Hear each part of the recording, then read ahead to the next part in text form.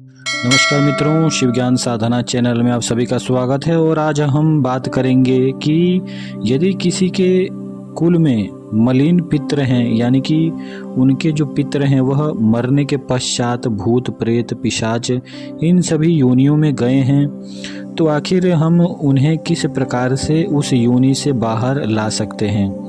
आखिर वह कौन सी क्रिया है, वह कौन सी साधना है, या वह कौन सा तांत्रिक उपाय है जिससे हमारे मलिन पित्र देव योनि को प्राप्त होंगे। देखिए मित्रों, यदि किसी व्यक्ति के पित्र मलिन अवस्था में हो या मलिन योनि में हो तो किस प्रकार के नुकसान होते हैं। सर्वप्रथम ऐसे व्यक्ति के घर में धन लक्ष्मी नहीं होती, यानी कि ऐसे व्यक्ति हर प्रकार से दरिद्र होते हैं और किसी भी प्रकार की खुशहाली ऐसे व्यक्ति के घर में नहीं होती। बार बार झगड़े होते हैं और परिवार में आपस में ही बहुत सारी दुश्मनी हो जाती है और कई प्रकार के नुकसान होते हैं। और ऐसे व्यक्ति के घर में यदि कोई भक्त हो और वह साधना करता हो तो वह साधनाएं भी कभी भी जल्दी सिद्धि नहीं देती, यानी कि उसकी की हुई साधना कभी जल्दी सफल नहीं होती।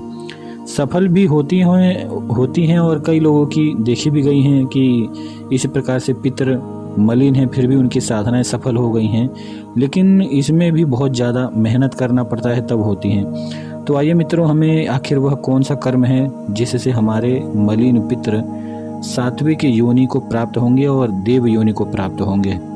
यदि आपके भी पितर कहीं ना कहीं ऐसे हैं तो आपको क्या करना चाहिए। आपको भगवान शिव की 41 दिनों की सेवा उठानी चाहिए। देखिए मित्रों, इस सेवा में या इस साधना में आपको क्या करना है कि किसी भी शुक्ल पक्ष के चौथे दिन से यह साधना आपको आरंभ करनी है और यह साधना 41 दिनों की है।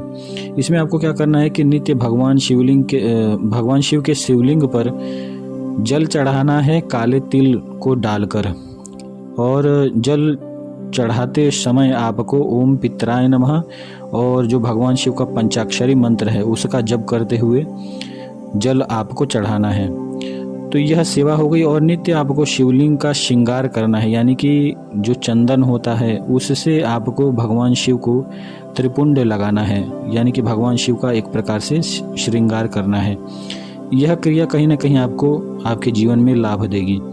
अब मित्रों, नित्य आपको सर्वप्रथम इस साधना में पहले दिन यह संकल्प लेना है कि हे भगवान शिव, मैं 41 दिनों की यह साधना आरंभ करने जा रहा हूँ और इस साधना के फल स्वरूप मेरे जो मलिन पित्र हैं वह कहीं ना कहीं उन सभी को देव योनि प्राप्त हो और उन सभी के पाप कर्म नष्ट होकर कहीं ना कहीं उन्हें एक दैवीय शरीर प्राप्त हो, इसलिए मैं यह साधना आरंभ कर रहा हूँ। अब इस प्रकार से संकल्प करके आपको नित्य 51 माला मंत्र जाप करना है, या तो यदि आपकी क्षमता ज़्यादा है तो आप 125 माला कर सकते हैं। तो मित्रों, इस प्रकार से इन दोनों माला की संख्याओं को आप अपने अनुसार चुन सकते हैं। इसी प्रकार से केवल एक ही नियम से यदि आप 51 माला मंत्र जाप करते हैं तो आपको 41 दिनों तक 51 माला मंत्र जाप ही करना है। और यदि आप 125 माला मंत्र जाप को यदि आप चुनते हैं तो आपको 41 दिनों तक 125 माला मंत्र जाप करना है। अब इस साधना के दौरान आपके पितृ आपको स्वप्न के दौरान बार बार आपको संकेत भी देते हैं कि यह आपकी साधना सफल हो रही है या नहीं। और जहाँ तक मेरा अनुभव रहा है स्वयं का, यह साधना सफल होती ही होती है, क्योंकि यह एक वेद मार्ग की साधना है। यह किसी भी प्रकार से कोई तांत्रिक साधना नहीं है। इसमें आपको पंचाक्षरी मंत्र का ही जप करना है। और देखिए, जो मंत्र जाप है वह आपको किस प्रकार से करना है। यदि आप 51 माला मंत्र जाप चुनते हैं तो आपको जो 51 माला है उसमें आधा मंत्र जाप जो है बोलकर करना है और आधा मानसिक तौर पर करना है। और यदि आप 125 माला मंत्र जाप चुनते हैं तो उसमें आपको आधा मंत्र जाप मानसिक करना है और आधा बोलते हुए, यानी कि मान लीजिए यदि आपने 51 माला मंत्र जाप चुना तो आपको उसमें कम से कम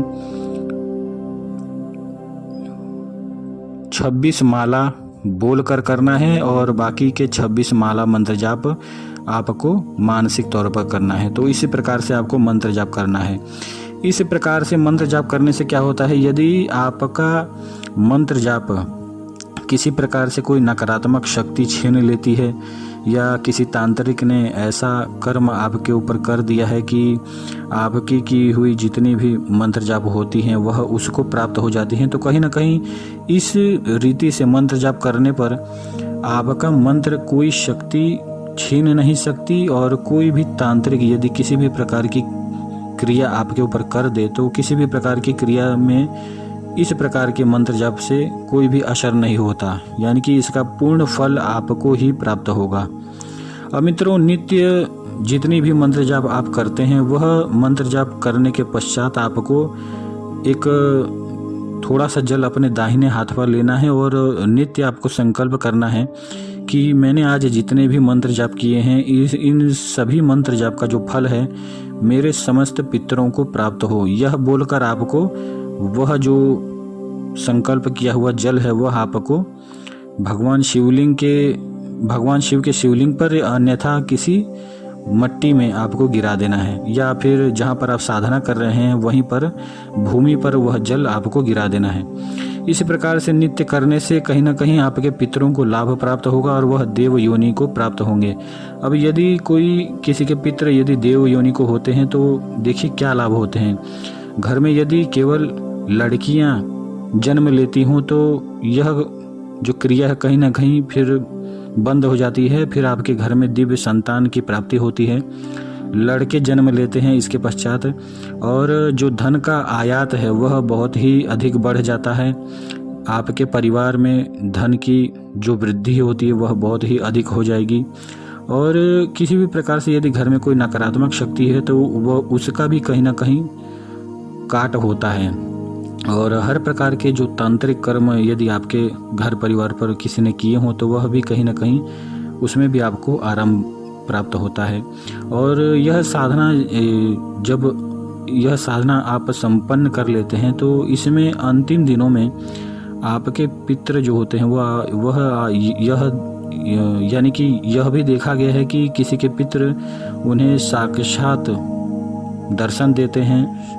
यानी कि जैसे एक साधक थे, उन्होंने यह जो क्रिया है उन्होंने की थी और उनके पितरों ने उन्हें एक प्रकार से गरीब के रूप में यानी कि एक भिखारी के रूप में उन्हें दर्शन दिए थे। और जब उन्होंने उन्हें दर्शन दिए तब उनको यह अनुभव नहीं हुआ कि यह मेरे ही पितर हैं, लेकिन जब उन्होंने उन्हें साक्षात उन्हें दर्शन दिए और उसके बाद जब वह अदृश्य हो गए तो जब वह अदृश्य हो गए उसके पश्चात उन्हें यह अनुभव हुआ कि यह तो मेरे कहीं ना कहीं मेरे कुल के पितर ही थे। तो मित्रों, इस प्रकार के दिव्य अनुभव भी होते हैं, लेकिन जरूरी नहीं कि यह इस प्रकार के अनुभव आपके भी साथ हों।